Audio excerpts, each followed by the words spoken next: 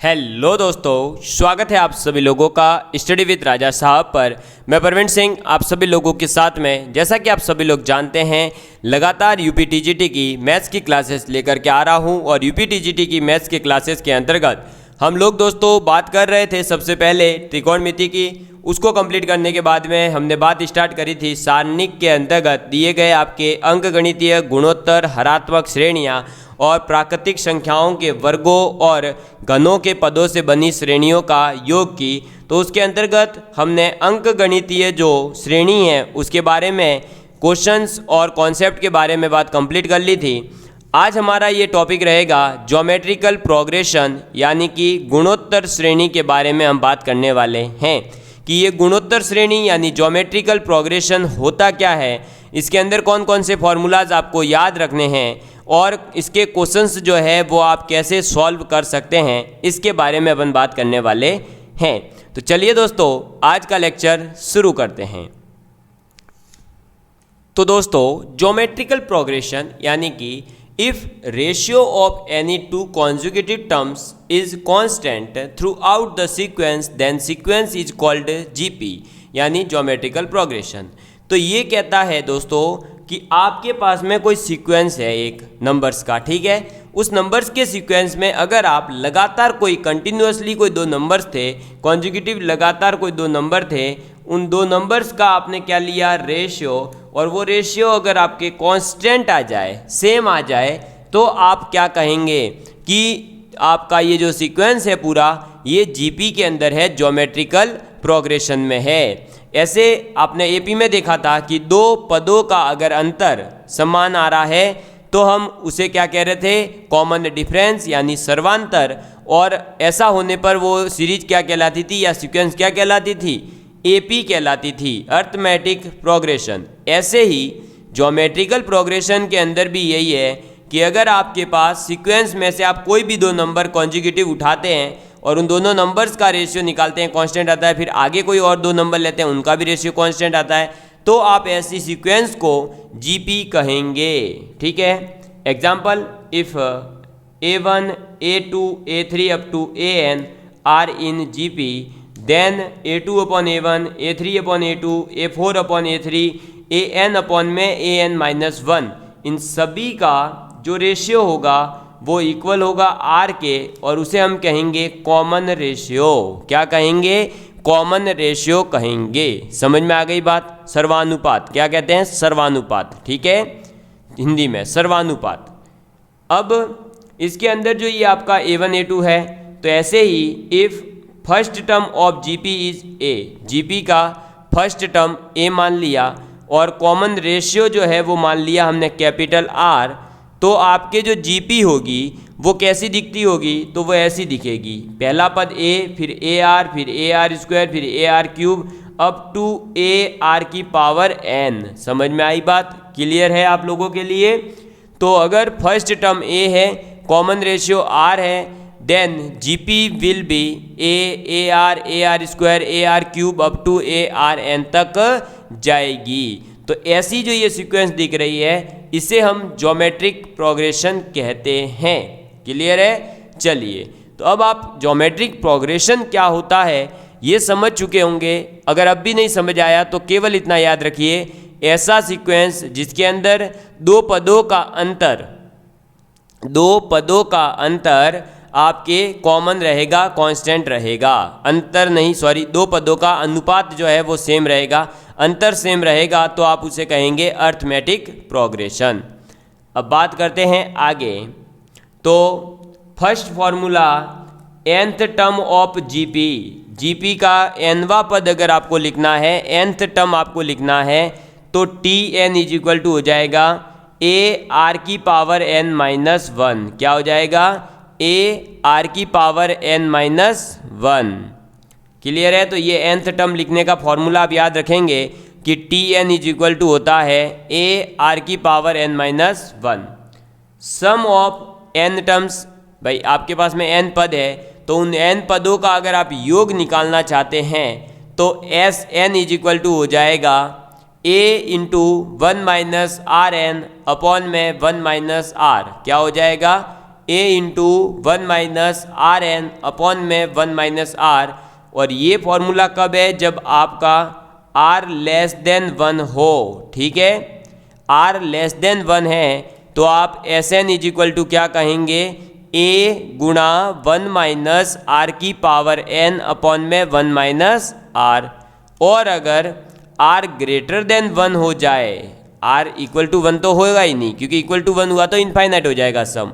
ठीक, और r अगर ग्रेटर देन 1 है, तो ग्रेटर देन 1 है तो फॉर्मूले में क्या होगा कि जो 1 माइनस आर एन था वो बन जाएगा आर एन माइनस 1, और नीचे भी हो जाएगा r माइनस 1। समझ में आ गई बात। तो ये दो फार्मूलाज हैं एस एन के, याद रखेंगे, पहला और ये दूसरा।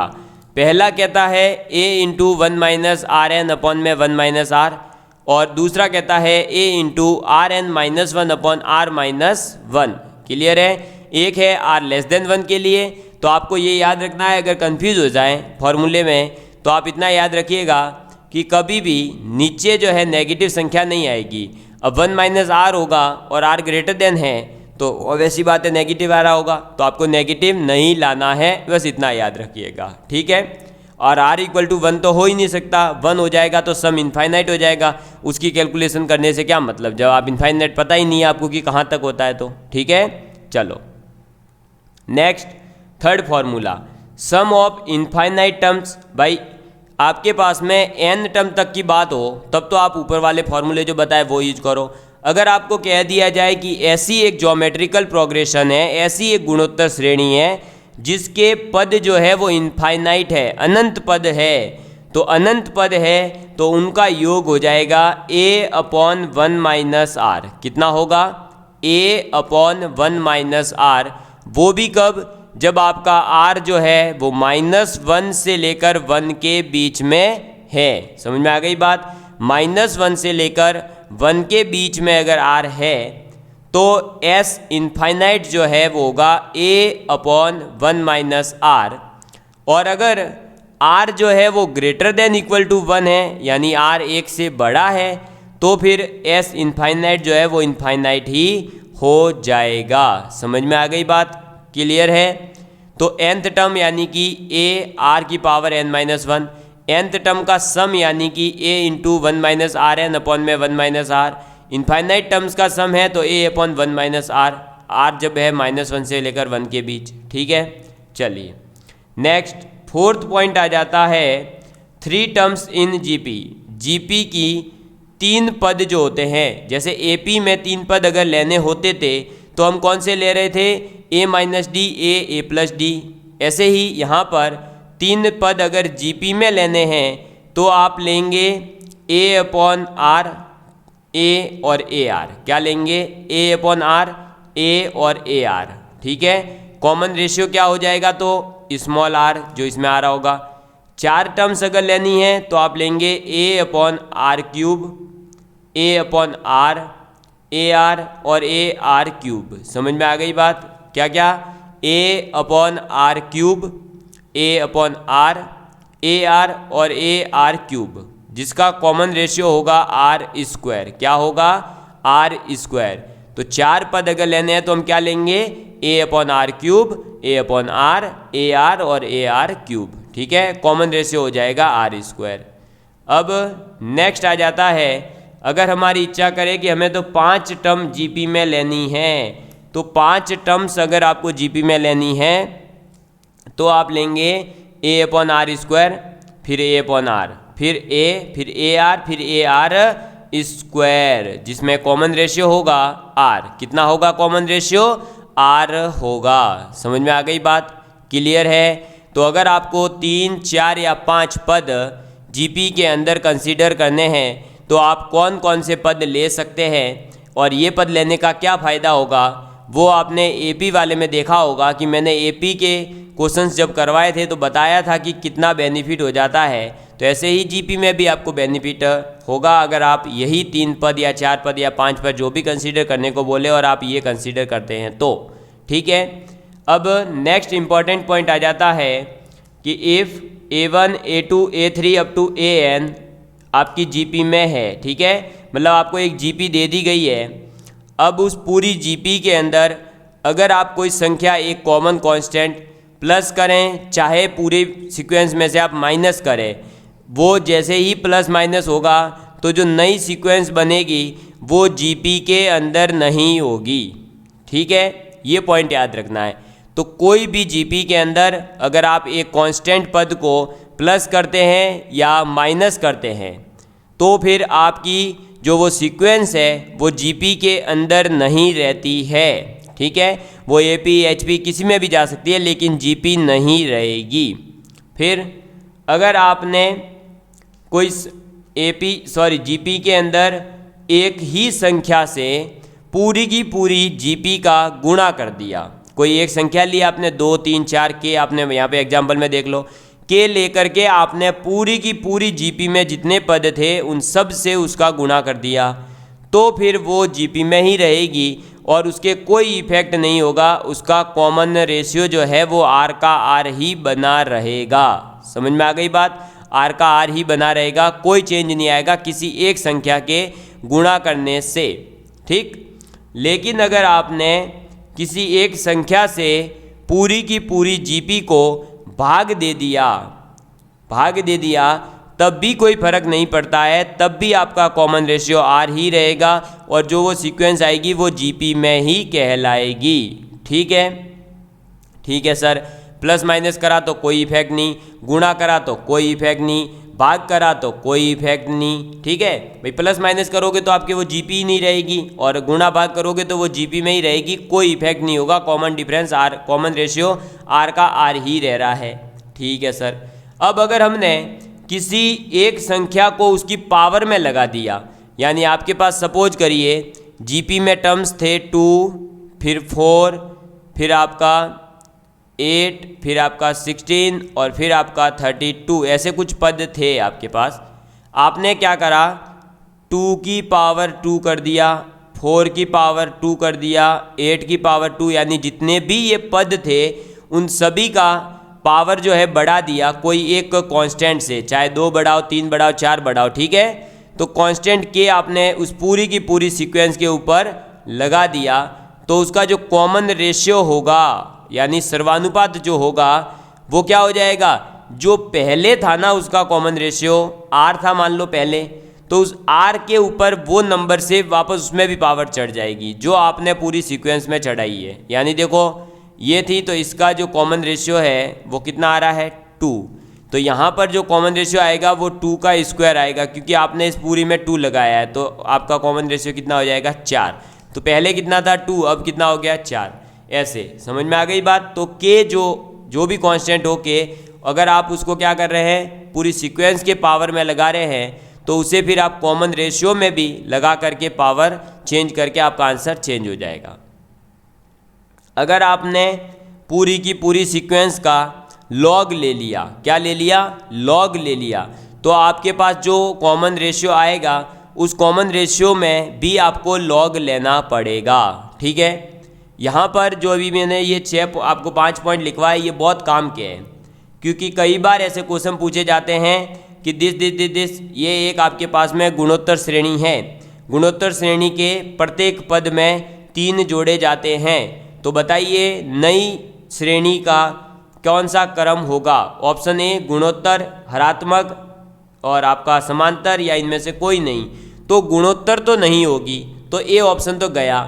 ठीक है, और बी और सी में से आप जो है चेक करो, अगर 1-2 पद में आप चेक करने के बाद आपको पता चल जाएगा कि एपी में है या एचपी में है। ठीक है, अगर किसी में नहीं है तो डी ऑप्शन, इनमें से कोई नहीं। ठीक, या फिर आपसे कह दिया जाता है हम पूरी की पूरी जीपी के पावर 2 लगा देते हैं, यानी पूरी जीपी के आपकी जीपी की जो सीक्वेंस है उसके प्रत्येक पद का स्क्वायर कर दिया जाए, प्रत्येक पद का स्क्वायर मतलब पावर 2, तो उसका जो कॉमन रेशियो पहले था उसका भी स्क्वायर हो जाएगा। क्लियर है आप सभी लोगों के लिए? मेरे हिसाब से ये जीपी का इम्पोर्टेंट पॉइंट भी समझ में आ चुके होंगे। आगे बढ़ते हैं, अब आ जाता है इफ़ ए बी सी, कोई आपके पास 3 नंबर है ए बी सी और वो तीनों अगर जीपी के अंदर है तो आप ये कह सकते हैं कि जो बीच वाला नंबर है बी उसका स्क्वायर जो होगा उसके साइड के दोनों नंबर्स के मल्टीप्लिकेशन के इक्वल होगा। यानी b square is equal to क्या हो जाएगा, a c. B square is equal to क्या हो जाएगा, ए सी हो जाएगा। समझ में आ गई बात, क्लियर है। चलिए नेक्स्ट 7th पॉइंट, जैसा कि एपी में बताया था कि इक्वी डिस्टेंस से आप आगे से और पीछे से यानी बिगनिंग से एंड एंडिंग से सेम डिस्टेंस से अगर कोई दो नंबर्स उठाते हैं तो उन दोनों नंबर का सम जो है वो कांस्टेंट हो रहा था एपी के लिए। तो जीपी में क्या होगा कि power of terms equidistant from the beginning, आपने बिगनिंग से भी वही नंबर उठाया and is constant and is equal to product of first and last term of 4GP। तो ये कह रहा है आपने इक्वी डिस्टेंस ली भाई, बिगनिंग से भी कोई थर्ड नंबर का और पीछे से भी थर्ड नंबर का पद लिया और उन दोनों का आपने क्या कर दिया, गुणा कर दिया। ठीक है, आगे से तीसरा पीछे से भी तीसरा, दोनों का गुणा करोगे तो जो गुणा करने पर आपको मिलने वाला है वही प्रोडक्ट आपको फर्स्ट और लास्ट टर्म जो है उनका मल्टीप्लाई करने पर मिलेगा, वही आपको सेकेंड और सेकेंड लास्ट का करने पर, वही आपका फर्स्ट और लास्ट वाले का मल्टीप्लाई करने पर मिलने वाला है। यानी इक्वल डिस्टेंस से लिए गए दो पदों का गुणनफल गुणोत्तर श्रेणी में इक्वल होता है। ठीक है, जैसे देख लो if A1 A2 A3 AN तक है जीपी में, तो A1 गुणा AN बराबर होगा A3 गुणा AN-2, A2 गुणा होगा AN-1 के बराबर। तो ये सब आपस में क्या होते हैं, दो पदों का गुणनफल बराबर होता है। ठीक है, चलिए आगे बढ़ते हैं। अब हमारे पास में है क्या, क्वेश्चन। क्वेश्चन क्या कहता है कि अगर पहला क्वेश्चन है A7 multiply with A17 is equal to A10 multiply with AK then find K। तो ये कह रहा है कि भाई A7 मल्टीप्लाई विथ A17 है और वो इक्वल है A10 गुणा AK के। तो ये जस्ट अभी पीछे बताया कि आप इक्वल डिस्टेंस से जो पद लेंगे उनका गुणनफल बराबर होगा। ठीक है, यही बताया है अभी। तो आप जो है दोस्तों अगर हम वापस से चेक करें तो देख लीजिए क्या होगा भाई, ये जो है 7 + 17 इक्वल होगा किसके, 10 + K के। क्यों, क्योंकि ये जो है इसके सफिक्स में जो ये नंबर आ रहा है इनका आप एडिशन करोगे तो वो इक्वल ही आएगा। ठीक है, आप पीछे देख लो 1 + n यहाँ पर है, 3 + n-2 यानी n+1, 2 + n-1 यानी 1 + n, तो ये इक्वल ही आता है। तो यहाँ से k बराबर कितना आ जाएगा, ये कितना है आपका 17 और 7 24, 24 - 10 14, तो ये k कितना होगा 14 हो जाएगा। समझ में आ गई बात, क्लियर है आप सभी लोगों के लिए। तो बस यही था आपका आंसर इसका। तो k की वैल्यू कितनी हो जाएगी 14। ऐसा क्वेश्चन आपसे पूछा जा सकता है। Second question, in a GP if T3 is 2। T3 का मतलब क्या है, T3 का मतलब है A गुणा R की पावर 3 - 1 यानी कि 2। तो AR² बराबर कितना दे रखा है हमको, 2 दे रखा है। ऐसे ही T6 बराबर क्या हो जाएगा, A गुणा R की पावर 5 बराबर हो जाएगा -1/4। क्लियर है, इसको हम कर देंगे क्या दोस्तों, डिवाइड। अरे फर्स्ट इक्वेशन और सेकेंड इक्वेशन को जैसे ही आप डिवाइड करोगे तो डिवाइड करने पर क्या होगा, AR² डिवाइड बाय AR5 बराबर 2 4 जा, ये देखो 2/1 है तो ये हो जाएगा 2 4 जा 8। और इधर जो है ये A से A कट जाएगा तो हमारे पास जो बच रहा है वो लिख लेंगे। ये हो जाएगा -1/8 बराबर R3। ठीक है, तो यहाँ से हम ये कह सकते हैं कि R बराबर कितना है, तो -1/2 है। कॉमन रेशियो कितना है, -1/2 है।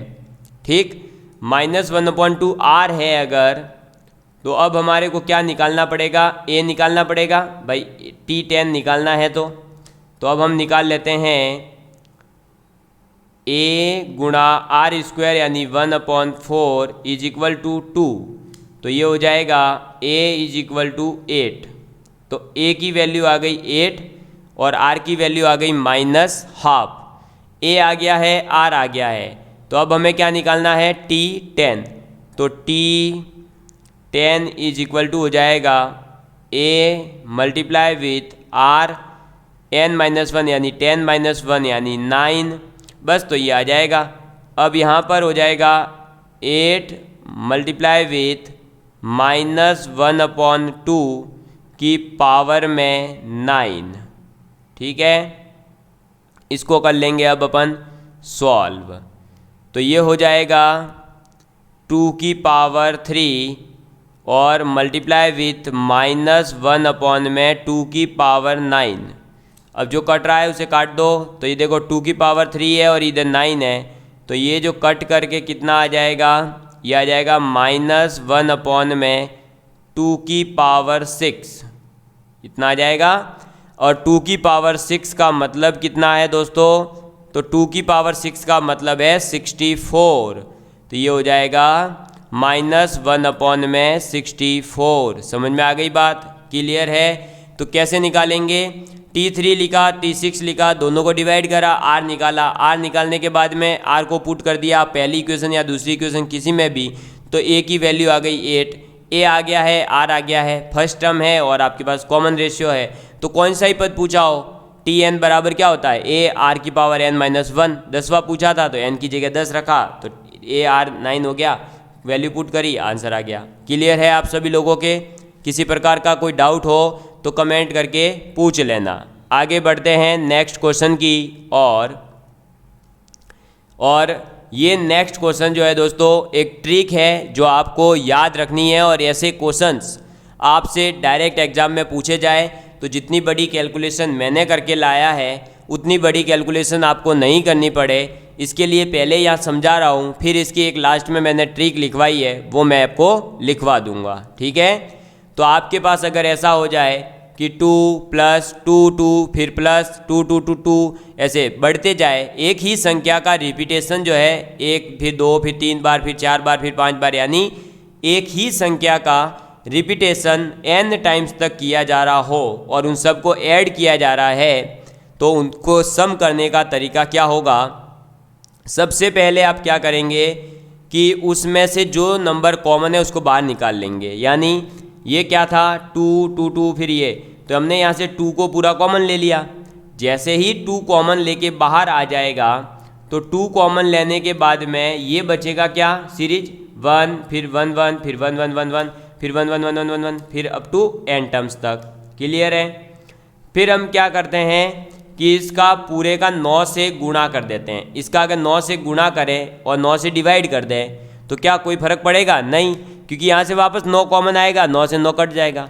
तो हमारे पास अब क्या बचेगा 2/9 और फिर 9 9 9 9 9 n टर्म्स तक, फिर 2/9 एज इट इज। और 9 को हम क्या लिख देंगे 10 - 1, 99 को क्या लिख देंगे 100 - 1, 999 को क्या लिखेंगे 1000 - 1।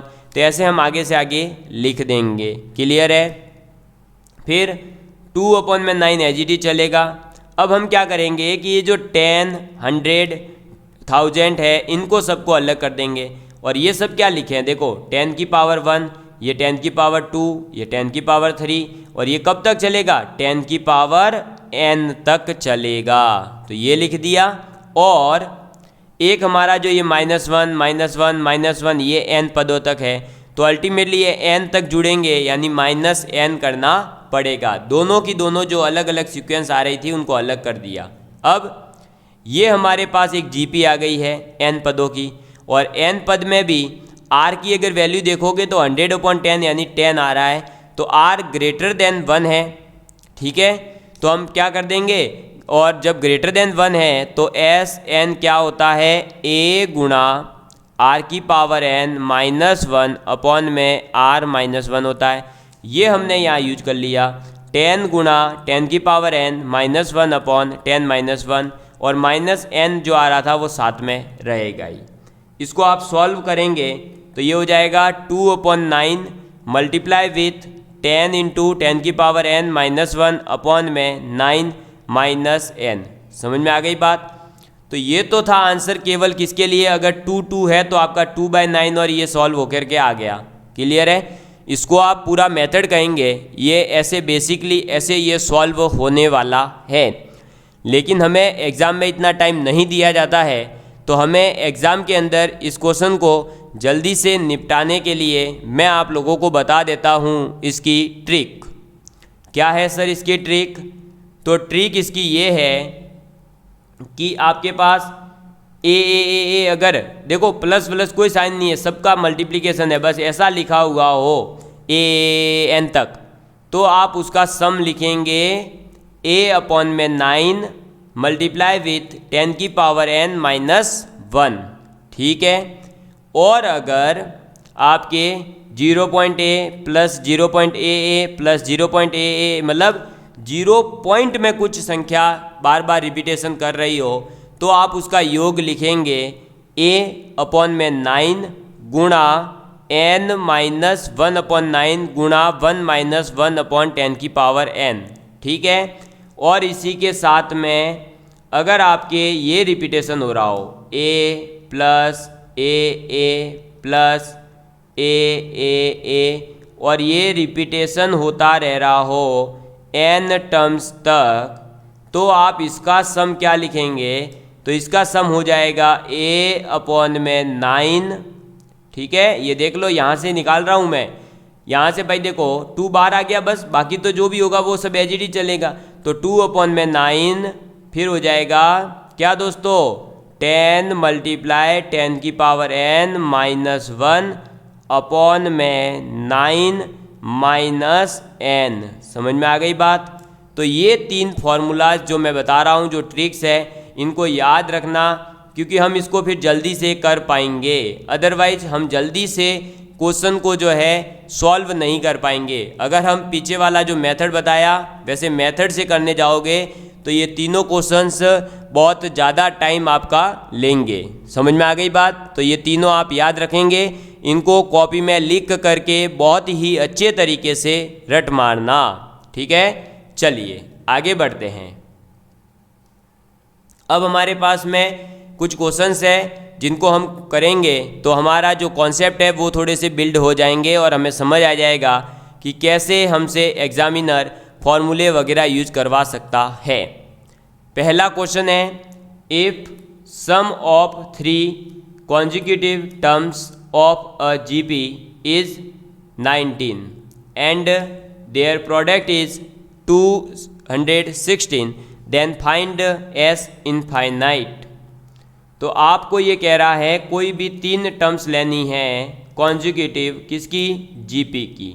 तो कौन कौन सी लेंगे आप, a/r, a, r। यही क्यों ली है अभी पता चलेगा। देखो इनका सम यानी कि a/r प्लस a कितना दे रखा है हमें, 19। ठीक है। इनका प्रोडक्ट क्या दे रखा है, देखो सम क्या दे रखा था वो काम नहीं आएगा, यहाँ हमारे प्रोडक्ट काम आने वाला है। तो a/r गुणा a बराबर, देखो अब क्या हो जाएगा, तो ये r से r कट जाएगा। ठीक है, और ये 216 है ही है। तो अब देखो a तीनों का मल्टीप्लाई होगा तो आ जाएगा a³ बराबर 216 और a बराबर हो जाएगा 6।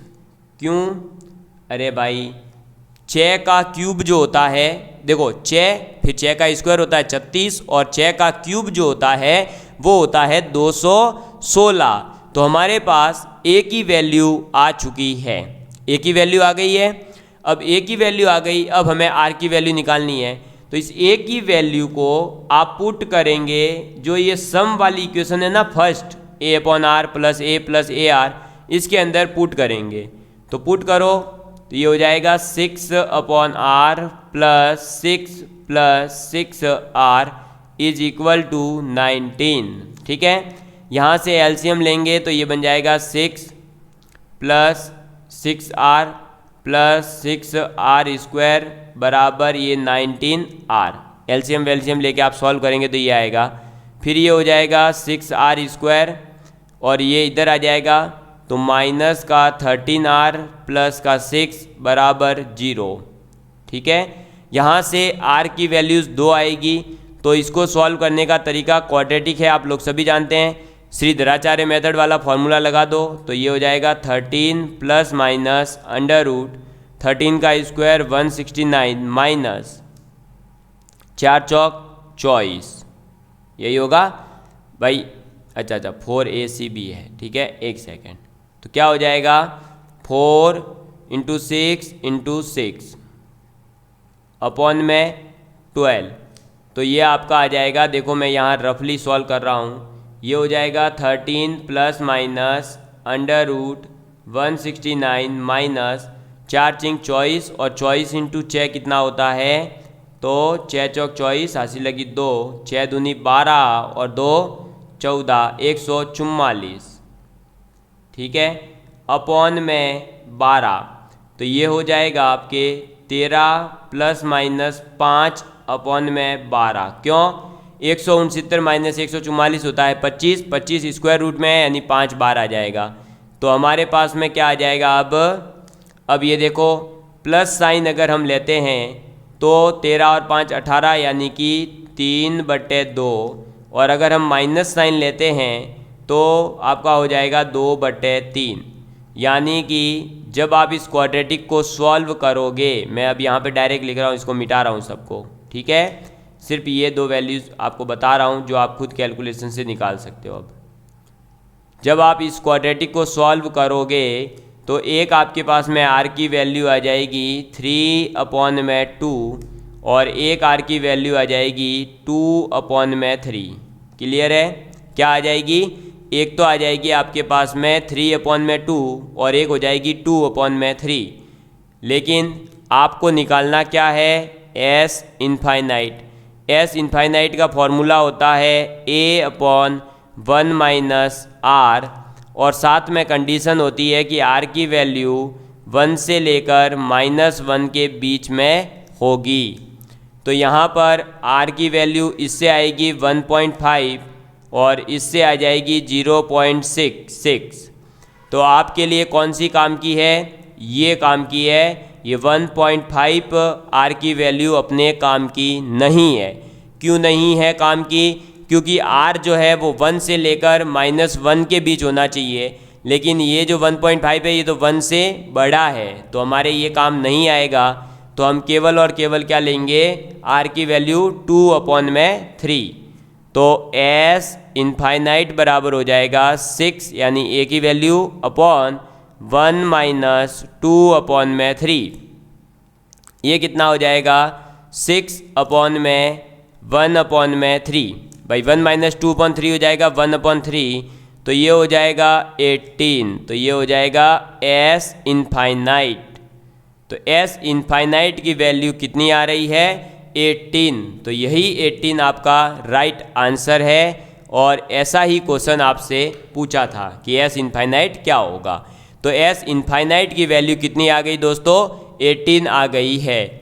तो आपको समझ में आया होगा कि कैसे जो 3 पद बताए थे वो आपके काम आ सकते हैं, और s इनफाइनाइट के फॉर्मूले में कैसे आपके r की जो कंडीशंस होती है वो काम आएगी। तो r की कंडीशन क्या हो जाएगी, जब आप 2/3 लेंगे तब तो 18 आंसर आएगा।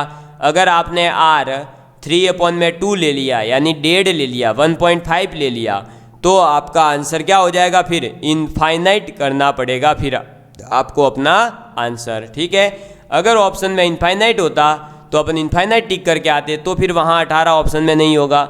अगर 18 है तो इनफाइनाइट नहीं होगा, और दोनों है तो सी ऑप्शन होगा कि ए और बी दोनों सही है, तो आप दोनों सही करके आओगे। ठीक है, आपको समझ में आ गई बात। तो ये था आपका ज्योमेट्रिकल प्रोग्रेशन, या जिसे हम कहते हैं हिंदी में गुणोत्तर श्रेणी। आप सभी लोगों को ये क्वेश्चन समझ में आ गया होगा। इसको आप जो है जल्दी से अपनी कॉपी में नोट डाउन कर लीजिए। तो इसी के साथ में दोस्तों आपका आपने नोट डाउन भी कर लिया, और ये ज्योमेट्रिक प्रोग्रेशन यानी गुणोत्तर श्रेणी जो टॉपिक है वो कंप्लीट होता है, क्योंकि इस टॉपिक के अंदर केवल फार्मूलाज हैं और क्वेश्चन प्रैक्टिस है, तो आप करिए। मैंने फार्मूलाज सभी बता दिए हैं। अब मैं आप लोगों के लिए एक क्वेश्चन दे करके जा रहा हूँ। क्वेश्चन है the sum of an infinite number of terms of GP is 15, यानी आपको एस इनफाइनाइट जो है वो 15 दे दिया गया है। सम ऑफ देयर स्क्वायर, यानी कि जो ये इनफाइनाइट टर्म्स है इन्हीं सभी टर्म्स का अगर स्क्वायर करें तो उनका जो आपके सम दे रखा है वो कितना दे रखा है 45। तो आपको वो सीरीज निकाल करके बतानी है कि जो सीक्वेंस है जो जीपी होगी वो कौन सी पॉसिबल है। ठीक है, इस क्वेश्चन का आंसर आप सभी लोग कमेंट करिएगा। और इसी के साथ हमारा ये ज्योमेट्रिक प्रोग्रेशन जो टॉपिक था वो पूरा होता है। नेक्स्ट वीडियो ऐसे ही हमारा लाया जाएगा हरात्मक श्रेणी के ऊपर, यानी एचपी के ऊपर, हार्मोनिक प्रोग्रेशन के ऊपर। उसके बाद में मैं लेकर के आऊँगा प्राकृतिक संख्या, यानी इसके ऊपर 2 वीडियो और आएंगे एक एक। उसके बाद में ये पूरा एपी जीपी एचपी आपका कंप्लीट हो जाएगा। ठीक है, तो आप सभी लोगों का प्यार इसी तरह बना रहे और हमारा टारगेट है कि हम आपका एग्ज़ाम से पहले पहले यूट्यूब के ऊपर कंप्लीट सिलेबस अवेलेबल करवा देंगे। आप लोगों को कहीं भी किसी प्रकार का कोई कोर्स या कहीं किसी कोचिंग को ज्वाइन करने की ज़रूरत नहीं पड़ेगी। धन्यवाद, आप सभी लोगों का प्यार इसी तरह बना रहे। Love you all of you, take care. आपके प्यारे परवीन सर, धन्यवाद।